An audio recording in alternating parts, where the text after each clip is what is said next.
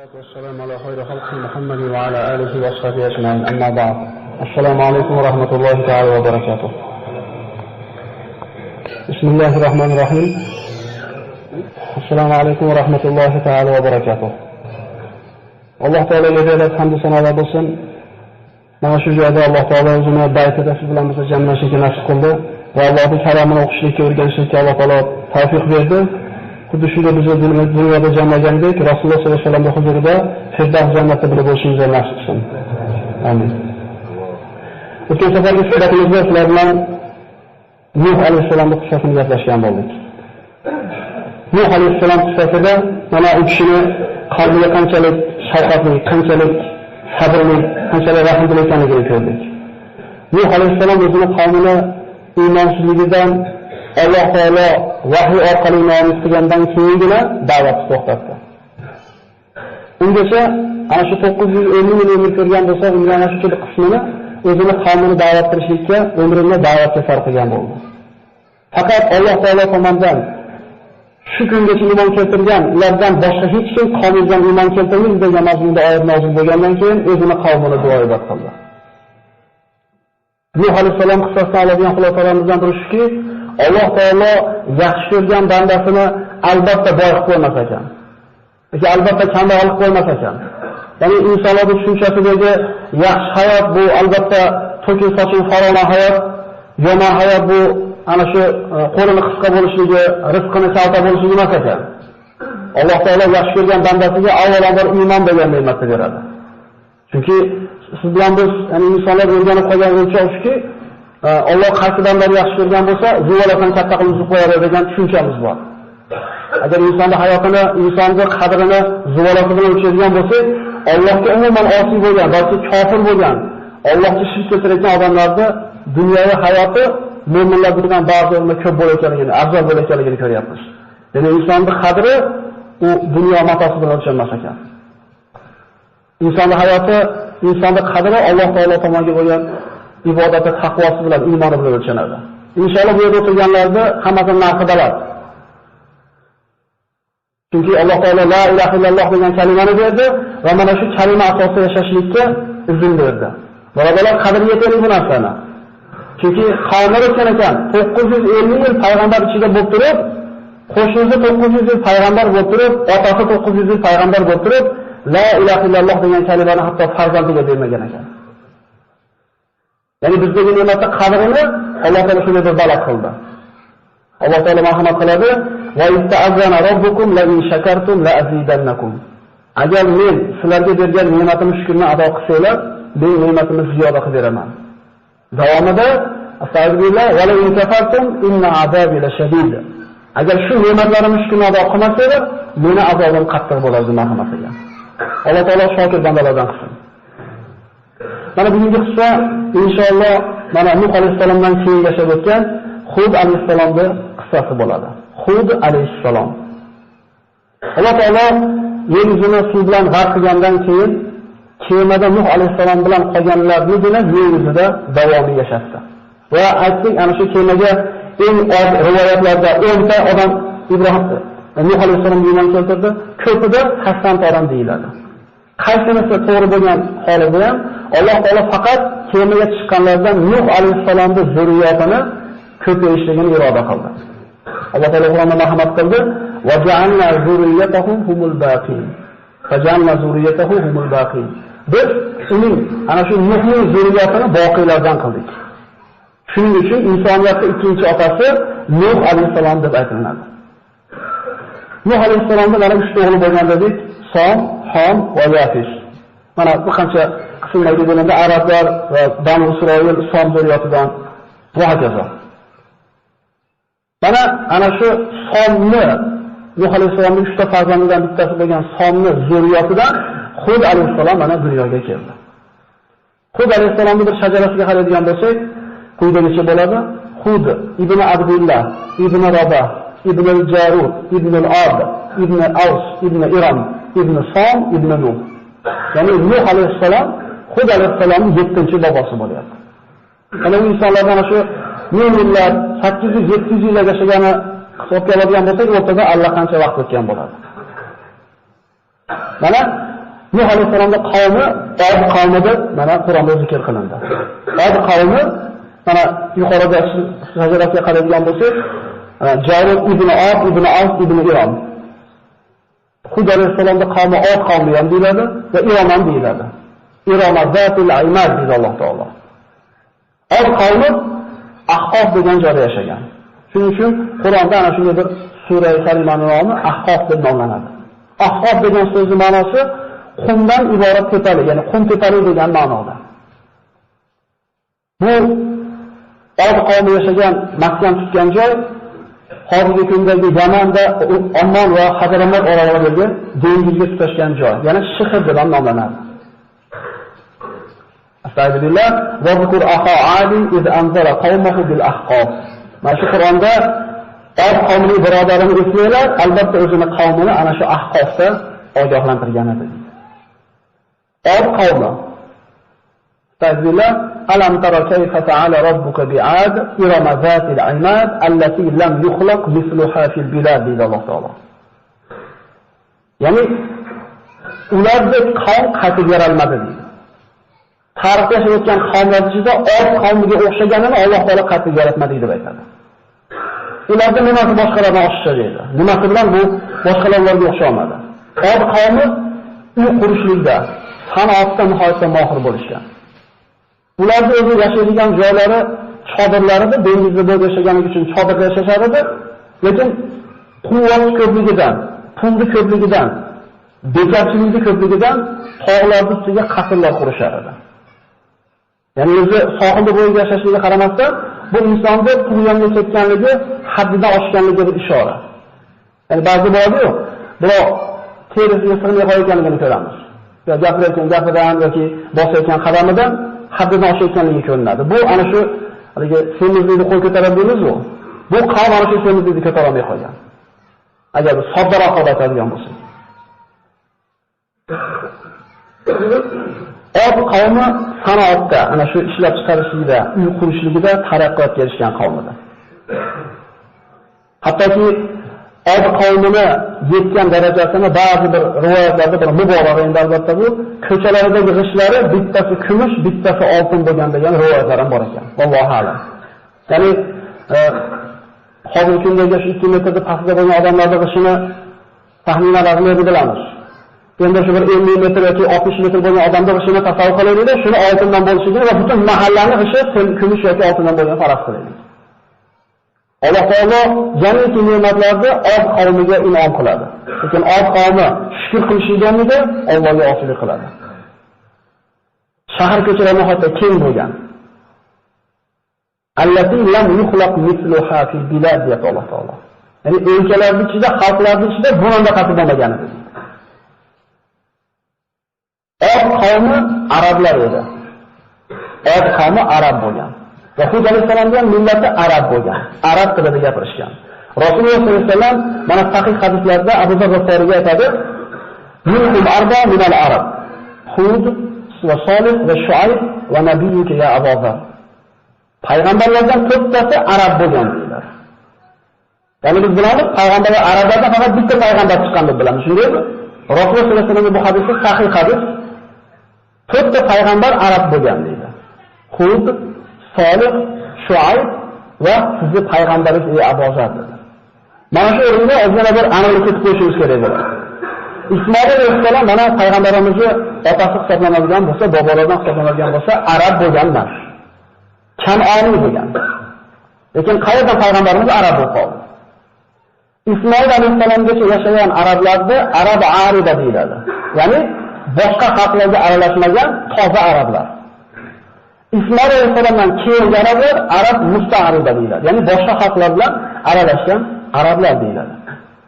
Mana Ismoil alayhissalomning otasi Ibrohim alayhissalom Hojar ona bilan go'zallik paytida Makkaga tashlab ketadi. U paytda mana Makkada hech narsa bo'lmaydi, tarixni yaxshi bilamiz. Ka'batullohni o'rniga tashlab ketadi va Zamzam suvini Alloh taolo Hojar onaga mukofot qilib beradi. Mana eslasak, Ibrohim alayhissalom Hojar onani ana shu o'zining bolasi bilan tashlab ketayotganda, subhanalloh, Ibrohim alayhissalomning hayoti boshdan oxirigacha ibrat. Bekorga Abul Anbiyo emas. payg'ambarlikda darajasi belgilanganda Muhammad alayhisolamdan keyingi o'rinda egallagan kishi bu Ibrohim alayhisalom bo'ladi. Ibrohim alayhisalomni Alloh taolo har xil imtihon bilan sinadi. O'zini qurbon qildirganda, o'tkazganda hasbunalloh deb turaverdi. Oilani qurbon qaytanda shetilganda ko'rgan Ismoil alayhisalomni Makkaga borib tashiganda labbayk deb javob berdi. 85 shetilganda ko'rgan bolasini. U 3 ta qizdan keyin bitta o'g'il yoki 4 ta o'g'ildan keyin bitta qiz emas. Ana shu o'g'lini so'y deganda ham labbayk deb javob berdi. Va Ibrohim allazi vaffa dedi Alloh taolo. Bu vafo qilgan Ibrohim edi deydi. Alloh qanaqa imtihon bergan bo'lsa Ibrohim alayhisalom labbayk deb javob qildi. Inna hada lahu al-bala'ul mubin ila oxir imtihonina. Bizni boshimizga har xil imtihon kelsa, boshimizga bir balo kelib qoldi, qiyinchilik kelib qoldi deb turib, o'zimizni o'lchayimiz bilan katta musibat keldi deb o'ylaymiz. Lekin Ibrohim alayhisalomning o'g'lining so'ygan degan buyrug'ini Alloh taolo aytdi, bu ochiq balo edi deb Alloh aytgan baloligini. Lekin shu imtihondan o'tgan. Ana shu o'g'lini Makkaga tashlab ketganda onasi bilan mana Zamzam suvini Alloh taolo ularga mukofot qilib berdi. Eslaylik, Ibrohim alayhisalom o'g'lini xotini bilan tashlab ketayotganda hozir ona orqasidan otib oldi. Ibrohim tashlab ketasizmi bu yerga dedi. Erini payg'ambarligini yaxshi bilardi. Indamay Ibrohim alayhisalom ketaverdi. Tashlab ketasizmi? 2 marta so'radi, 3-marta so'raganda, "Yo, Allohning buyrug'imi bu?" Hozir ona shunday so'raganda, Ibrohim Halilulloh ha, Allohning buyrug'i dedi. Shu o'rinda hozir ona erkaklarga ibrat beradigan so'zni aytadi. Unda biz qoldik deydi. Izan lam yuzayyan Alloh. Alloh bizni zoya qilib, endi sharqqa qaytib ketadi. Payg'ambarda bu ayolan shunga loyiq. Mukofot qilib Alloh nima qildi? Zamzam suvini berdi. Ana shu Zamzam suvini o'tirganda mana Ismoil alayhisalomning arablarga aralashgan tarixi, arablarda asl vatani Yaman hisoblanadi. Yaman. Yamanda ana shu katta suv to'g'oni buzilib ketib, suv yo'q bo'lib qolganligi sababli bir qancha arab qabilalari Arab jazirasi bo'ylab suv qidirib yuradi. Hozir ana Ismoil alayhisalom bilan o'zining bola bilan ana shu Makkada Zamzamning suvini o'tirgan paytda Jurhum arab qabilalaridan Jurhum qabilasi kelib hozir onadan izn so'rab mana shu joyda Makka shahri barpo bo'ladi. Mana arab qabilalari Ismoil alayhisalomga qadar mana Od qavmi, Samud, Jurhum, Umar, Madiyan, Qahton qabilalari. Bular aralashmagan, arida bo'lgan arablar. Ya'ni arablardan ham payg'ambar bo'lgan ekan. Bu sahih hadisda keladi. Ismoil alayhisalom mana shu Jurhum qabilasidan uylandi, shularga aralashdi, arablarning eng fasoqatli so'zlaydigan kishiga aylandi. Alloh taolo so'zladi. Muhammad alayhisalomning ana shu kalamdagi so'zdagi fasohati Ismoil alayhisalomdan hisoblanadi. Demak, Huda alayhisalomning millati nima ekan? Arab bo'lgan ekan. Minhum arba'a min al-arab. Hud va Solih va Shuayb va nabiyyuka ya Abazar. Ulardan 4 ta arab bo'lgan payg'ambarlardan. Hud, Solih, Shuayb alayhisalom Musa alayhisalomga qaynota bo'lgan. Uni yerga gaplashamiz buni inshaalloh. To'g'ridan keyin insoniyat mana kemani to'xtagan joyi Turkiyaning shimol janubida Shom tomonda ko'paydi. Shu joydan Arab jazirasiga, Falastinga va boshqa joylarga yoyildi. Od qavmi jaziraning janubiga yetdi. Ana shu yerga borib yashashgan. Odamlarning hammasi Hud alayhisalomning zamonigacha tavhidda bo'lishgan. Mana Hud alayhisalomni Nuh alayhisalomga olib boradigan bo'lsa shajarasini. Ibn Abdullah, Ibn Rabah, Ibn Jarud, Ibn As, Ibn Iron, Ibn Som, Ibn Nuh. Ya'ni 7 ta 8 ta avlod almashyapti. O'rtacha 500 yildan berilandan 4000 yilga boradi. 4000 yil odamlar nimada bo'lgan? Tavhidda bo'lgan. Alloh taolo payg'ambarlarni qachon yuborgan? Zino qilganini yubormagan ekan. Aroq qilganini yubormagan ekan. Shirk qilganini yuboradi. Chunki bu gunohlar gunoh kabira shubhasiz, lekin Alloh xohlasa kechiradigan gunoh. Kechiradigan gunoh. Bir odamning benamoz bo'lishligi og'ir gunoh. Bir odamning harom tijorat qilayotganiga og'ir gunoh. Lekin shirk emas. Innalloha la yaghfiru an yushraka bihi va yaghfiru ma duna zalika liman yasha. Alloh shirkdan boshqa gunohni xohlagan bandasi uchun kechiradi deb marhamat qiladi Qur'onda. Zamonlarda kishi bilan shayton degan la'in Allohdan ilmaslikka xatogan edi. Yana vasvasa qildi. Ana Nuh alayhisolamning qissasida o'tdik. Shayton qanaqa qilib insonlarning hayotiga shirk olib kirdi. Birdan gaplarga mana bu ibodat qilinglar degani yo'q. Nima qildi? Ana shu aytilgan 5 ta kishi, solih kishi. Ismini esdan chiqarmaslik uchun dedi. Wala tazarunna alihatakum wala tazarunna waddan wala su'an wala yaghutha wa yawqa wa nasra. Shu 5 ta odam solih odamlar edi. Kelayotgan shu odamlarni esdan chiqarmaslik uchun shu odamlar o'tirib nasihat qilgan joylarni shularga nomlab qo'yamiz dedi. Juda chiroyli so'z bilan kelib kelyapti. Vodni dedi toshi, yovuzni daraxti, yoki bo'lmasam yovuzni do'ngligi deb turib, ana shu 5 ta odamni nomi bilan 5 joyda nomladi. Shayton sekin-sekin usulini qo'llayapti. Birdaniga emas. Chunki bu Alloh taolo aytgan qonunga, tabiatiga zid ekan. Bir narsani birdaniga bir tomonga burib olish. Sekin-sekin bo'lar ekan. Hatto shayton buzishni sekin-sekin qilgan. Ana shu 5 kishilar kimligini bilgan qavm tiriyga ibodat qilishmadi ularga. Ana shu joylarda sayr o'tkazishdi, ularning gaplarini eslashdi. Endi ana shu 5 ta kishini tanigan qavm o'lib ketgandan keyin kelgan qavm ilmdan bexabar qoldi, keyin shayton kirib keldi. Bilasizlarmi? Ota-bobolarlar bu yerda nimaga sayr qilib, nimaga qo'y so'yib, nimaga to'planishardi. Ular mana shu toshga yoki daraxtga yoki do'nglikka sig'inardi dedi. Xulosalar birodarlar. Shayton buzishlikda sekin-sekin ketyapti. Hadisda inna hada dinamatin ta'awulki din. Bu din dedi Rasululloh sollallohu alayhi vasallam. Sahih hadis. Mustahkam og'ir din. Sekinlik bilan kirib kelinglar bunga deydi. Innal munbatta ma ardan qata va la bahran abqa. Zero oqda tinimsiz shoptirayotgan chavandor tezroq yetyapti, na manziliga yetadi, na oqda qoladi. Musulmonchilik asta-sekin. Eskilarimiz oyat hadisdan xabari bo'lmagan bo'lsa, mana shu oyat hadisdan olingan xulosalarni tushungan ekan shekilli-da. Shuning uchun asta-sekin deb qo'yishgan ekan. Biz ham hozir ikki tanasidan o'lgan vaqtida kattalarga nomlay qo'yganmiz yoshlar.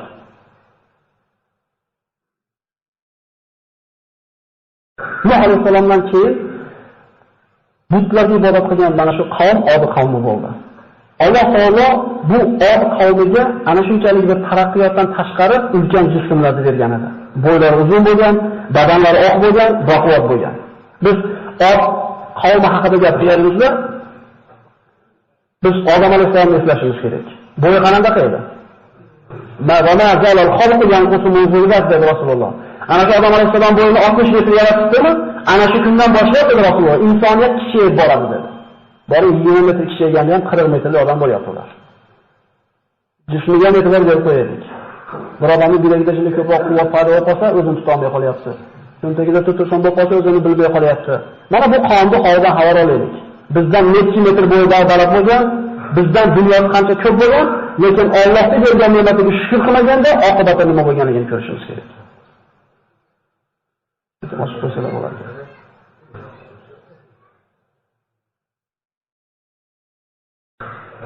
Haliga soqotganlar bo'lsa, o'tirib qo'yadi. Sabab mata havo yetmay qolyapti.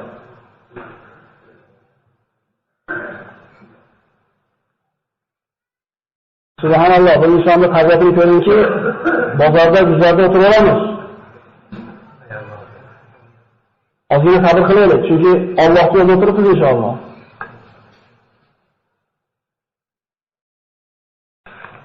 Alloh taolo Qur'onda Od qavmini Huda alayhissalom ogohlantirganligini zikr qiladi. Astagfirullah va zikru iz ja'alakum khulafa'a min ba'di qawmi Nuh va zadakum fil khalqi basta va zikru ala Alloh la'allakum tuflihun. Bu Huda alayhissalom o'zining qavmiga aytadi. Eslanglar, Alloh sizlarni Od qavmini Nuh qavmidan keyin, Nuhdan keyin yer yuziga hukmron qilgan edi. Va sizlarni jisminglarni katta qilgan edi, sizlarni baquvvat qilgan edi. Allohning ne'matlarini eslamaysizlarmi? Shoyat najot topsanglar, shoyat omon qolsanglar. Od qavmi ana shu davrdagi odamlar ustidan hukmron qavm bo'lgan. Ularning taraqqiyotdan yetganligini Alloh taolo mana Huda alayhisolamning tili bilan tasvirlaydi. Atabnuna bi kulli ri'in ayatan ta'basun va tattakhiduna masaniya la'allakum takhludun. Har bitta do'mlikka, har bitta baland joyga bekorchilikdan bir oyat qoldirasizlarmi? Ya'ni qurarasizlarmi kerak bo'lmagan uylarni? Ya masoniyalarda orasizlar, xuddi o'lmaydigandaqa. Masoniya deganda bu ishlab chiqarish korxonasida ham shunga ham ta'sir qilingan ekan va fandan ham tarjima qilingan ekan, tarix qilingan ekan bunga. Abu Dardo roziyallohu anhu hibsga vali bo'lib kelganda mana shu nasihatni qiladi-da. Uyalisizlarmi deydi. Ilm ko'tarilib ketyapti, o'qimangizlar deydi. Bu sahobalar Abu Dardo shu nasihat qilyapti. Sizlardan burungilar sizlardan ko'proq to'plagan edi. Sizlardan ko'proq narsani orzu qilishgan edi. Sizlardan ko'proq qurgan edi. Lekin orzulari g'ururga aylandi, to'plaganlari ziyonga aylandi, qurganliklari o'zlariga qabrga aylandi. Haqiqiy davlatda ulamolar 3 ga bo'lar ekan. 3 ta davlat bor ekan. Boylik. Rasuli boylik kerak bo'ladigan bo'lsa, hayotdagi boylik ekan, o'g'illardagi boylik ekan va qiyomatdagi boylik ekan. Mana bu qonunga o'tganiga qancha yil o'tganligini Alloh biladi. Lekin biz Alloh Qur'onda zikr qilganligi uchun yashayapmiz. Agar Alloh zikr qilmaganda bularning borligini bilmasdi deyam. U puli bilan, u quvvati borligi bilan bir ishlamayaptilar. Hayotdagi boylik ulamolar aytadi. Allohning toati bilan yashagan odam haqiqiy boy odam. Uni samarasi, o'layotgandagi boyligi la ilaha illalloh bilan o'lishligi. Va mana shu kalamaning samarasi qiyomatda noma'lum amalni o'ng qo'lda olishligi. Allohdan shuni nasib qilgan bo'lsa.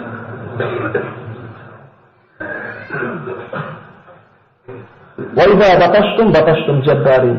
Biror qavm bilan bir urush olib borishsa yoki biror qavmga bir o'zini bir hukmini buzadigan bo'lsa, ularga rahim shafqat qilishmas edi. Chunki ularga bas keladigan qavm o'zi yo'q yer yuzida.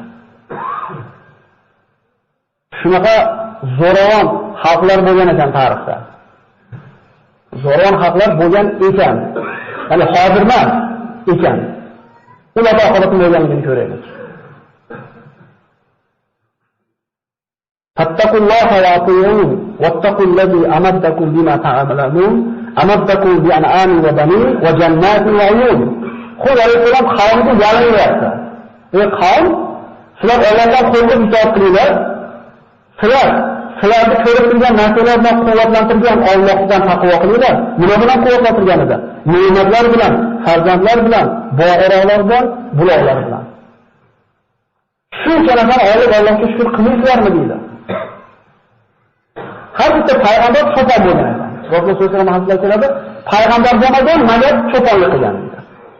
Hikmat shuki, qo'l boqqan odamda umuman ana shu jonivor bilan bog'liq bo'lgan odamda rahim shafqat degan sifat qaydalanar ekan. Qo'y boshqalarga o'tib ketmaysiz, og'izni qiynamayotib tashab ketmaysiz, rahim shafqati bor odam hayvon boqolaydi. Payg'ambarlarning cho'pon bo'lishining hikmati deb ulamolar. Ana shu maxluqotlarga keyinchalik rahim shafqat qilishlik kerak bu payg'ambarlar. Shuning uchun uyimizda bir ozgina bir jonivorni bo'lishligi, bolalarimizga rahim shafqat degan sifatni tarbiya qilishimizga ko'maklashadigan vosita hisoblanadi. Ne'mat, taraqqiyotda barcha sabablar ularga berilgan edi. Suv, bog'roq, farzandlar, mol-mulk, kuch-quvvat, jism, korxonalar. Ya'ni bir inson bolasi olishi mumkin bo'lgan, bir xalq ega bo'lishi mumkin bo'lgan hamma ne'mat bo'lgan ularda. Mana shuncha ne'matni shukrini ado qilishlikning o'rniga bu qavm Allohga hamd aytmadi.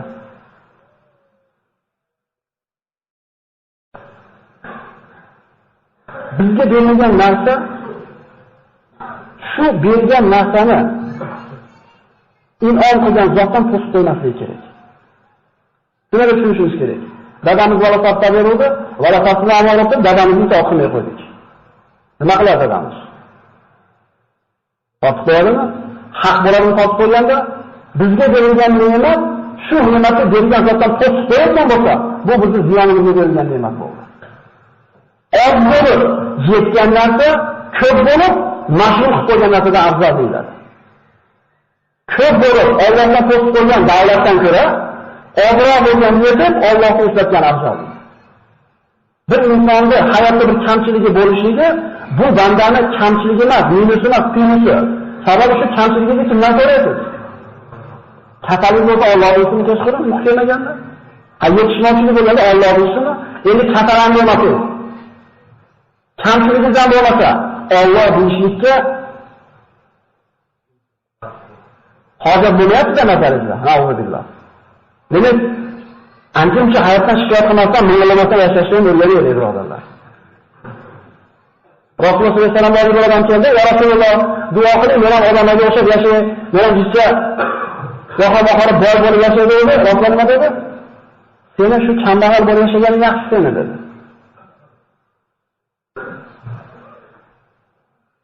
Chunki boyib ketsa ko'zar olmasligi mumkin. Ya Rasululloh duo qiling, duo qildi. Nima bo'ldi? Rasulullohning duosi ijobat bo'ladi. Qo'y ko'payib ketdi. Nima bo'ldi? Shaharga sig'may ketdi. Barakot bu Rasululloh duosi. Nima bo'ldi? Zakotga Rasululloh odam jo'natganda zakotni ham bermay qo'ydi. Ko'tarolmay qoldi. Shu odamga kambag'al bo'lgan yaxshimidi yoki boyib ketgan yaxshi bo'ldimi? Hatto Rasululloh sollallohu alayhi vasallamdan keyin Hazrat Abu Bakr va Umarlar ham Rasululloh olmagan zakotni olmaymiz deb zakotini asliyan olmagan. Savol: qani shu odam? Hozir. Qani shu qo'ylari? Va sabr qilib vojib bo'lib yashaganda odam ham qani? Ibrat olaylik. Ibrat olaylik. Demak, insonning qaysi hayoti holati yaxshi? Hamma zo'r bo'lgan yaxshimi yoki kamchiligi bo'lgan yaxshimi degan savol bo'lsa, javob shunaqa ekanki, Alloh ko'rsatgan bo'lsa, sizga kambag'alligingiz yaxshi. Yo'q, agar sizni qo'lingizda davlat bo'lishiga Alloh bersa, kambag'allik Allohdan to'sib qo'ysa, shunday bo'lar yaxshi. Hadis qilishga keladi. Bandalarim bor deydi Alloh. Sog'likdan eslaydi, kasallikdan eslamay qo'yadi. Emasmi? Bandalarim bor. Boylikdan men eslaydi, kambag'allikdan eslaydi. Va aksi. Biz bilamaymiz, ana shu to'rt odamni qatnashimiz. Lekin bitta narsani ana bilamizki, Allohga qo'yapmizmi shukurimizda. Besh namoz ibodatda turibmizmi? Haromdan kelayapmizmi? Degan shirin hayotimiz ekan. Lekin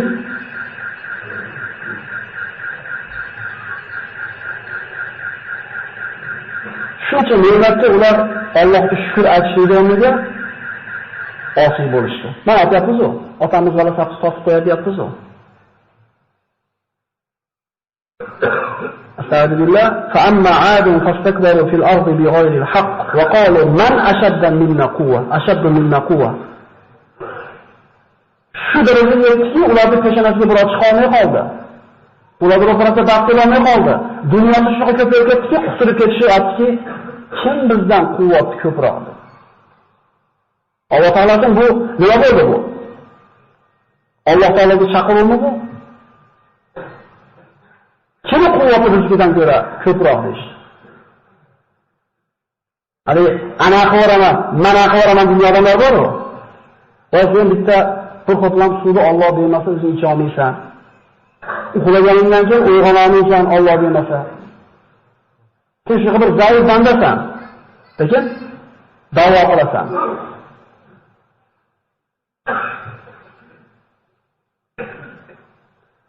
Avalam yaraw anna Alloh allazi xalaqahum huwa ashaddu minhum quwwa. Alloh javob beryapti. Axir ularni yo'ldan bor qilgan Alloh ulardan quvvat yo'qligini bilmaydi bular. Har bitta odamda u ilmdor bo'lsin, xoh u boy bo'lsin, xoh u polvon bo'lsin, amaldor bo'lsin, undan ko'ra balandroq bir zot borligi esdan chiqib qolsa, uni tug'yonga ketar ekan. Albatta nima bo'lish kerak ekan? Patolon bo'lish kerak ekan ustida. Ustida o'zidan ko'ra ulug'roq bir zotni ko'rish kerak ekan inson. Pastda o'ylab sapda chalaverganda, u to'ydagilarning oyog'idan tuz ketib qoladi. Fir'avn qilgan o'zini qavmi hisoblanadi birodarlar. Chunki nima desa xo'p deyishgan, nima desa xo'p oq nima dedi? Ana robbukumul a'la. Men sizlarga oliy xudoylarman, ilohiylarman deb oldi. O'sha uchun bir akamiz boyroq yoki bir otamiz haddidan oshib tug'yonga ketayotgan bo'lsa, ana shu farzandlari, ukalari nima qilayotgan bo'ladi unga? G'o'zatga tashlayotgan bo'ladi tandiriga. Allohga kofir bo'lgandan keyin Alloh Huda alayhissalomni yubordi va ne'mat ziyoda bo'lgan sari qavm kofir bo'laverdi. Alloh taolo Qur'onda mana marhamat qiladi. Astagfirullah. Va ila adin akhahum huda. Qala ya qawmi abudulloha ma lakum min ilahin ghayruh. Qavmiga o'zini birodari Hudni yubordik. U aytdi: "Ey qavm, Allohga ibodat qilinglar. Sizlar uchun undan boshqa iloh yo'q. Afala tattaqun. Qo'rqingizlarmi Allohdan? Va qala al-mala'u alladhina kafaru min qawmihi inna lanaraka fi safahati va inna lanazunnuka minal kazibin. Qavmning malolari, ya'ni qavmning to'g'lari, qavmning qo'shog'i zo'rlab katta malolari aytishki, biz seni ahmoqliging ko'ryapmiz. Biz seni ahmoq deb o'ylaymiz va seni kazzoblardan deb gumon qilamiz. Huda alayhisalom javob berdilarga. Qala ya qawm laysa bi safaha walakinni rasulun min robbil alamin. Qavm, men ahmoq emasman. Men sizlarga Alloh yuborgan payg'ambarman. Ubayyi'ukum risolati robbi va ana lakum nasihun amin.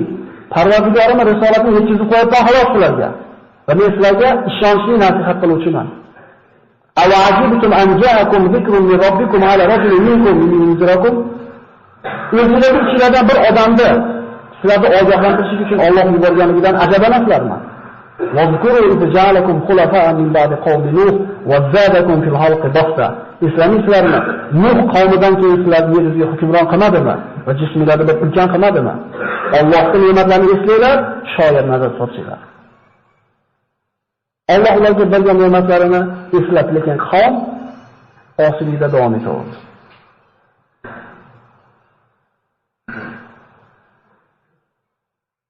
وَإِلَى عَادٍ أَخَاهُمْ هُودًا قَالَ يَا قَوْمِ اعْبُدُوا اللَّهَ مَا لَكُم مِّن إِلَٰهٍ غَيْرُهُ إِنْ أَنتُمْ إِلَّا مُفْتَرُونَ يَا قَوْمِ لَا أَسْأَلُكُمْ عَلَيْهِ أَجْرًا إِنْ أَجْرِيَ إِلَّا عَلَى الَّذِي فَطَرَنِي أَفَلَا تَعْقِلُونَ. Ey qavm, bu qilayotgan ishim uchun sizlardan mukofot so'rayotganim yo'q. Mening mukofotim meni yo'qdan bor qilgan Robbil alaminning zimmasida. Axir aqlingiz yuzmaysizlarmi? Ya'ni meni bu gapirgan gapimdan menga foyda bo'lsa, sizlardan haq so'ramasmidim? Mukofotni Allohdan kutyapman-ku, xolisman deyapti bu yerda. Davomiga quloq solamiz. Va ya qawmi istaghfiru robbakum thumma tubu ilayhi yursilis samaa alaykum midrara va yazidkum quwwatan ila quwwatikum ala tatawallaw mujrimin. Sadaqallohul azim.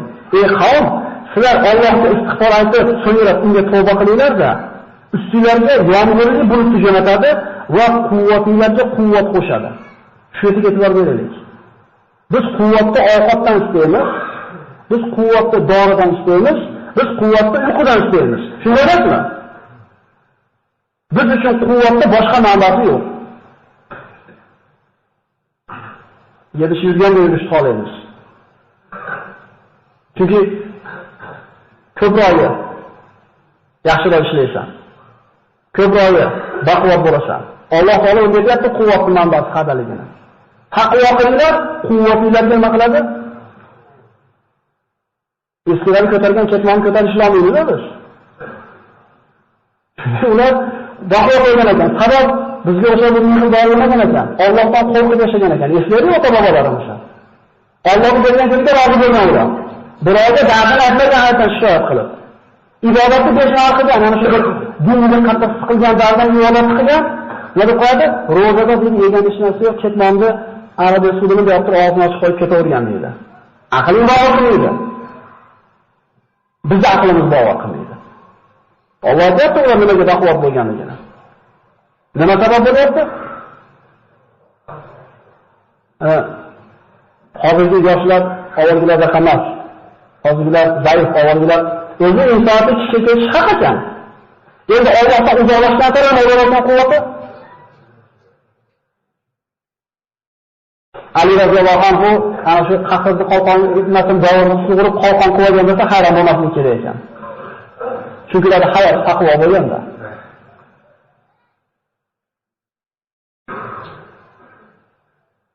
Mana shu o'rinda mana taqvodan aytyapmiz. Taqvoga ulamolar bir qancha bir ta'riflar berishganda shuna bittasini ko'rib chiqamiz inshaalloh. Imom Faqih rahimahulloh aytadi, Allohdan qo'rqayotganligingizni, taqvo qilayotganligingizni 7 ta alomati bor. Diqqat qiling. Shu 7 ta alomat bo'lsa, bir inson Allohdan qo'rqayotganligi, unda taqvo borligining bir alomati ekan.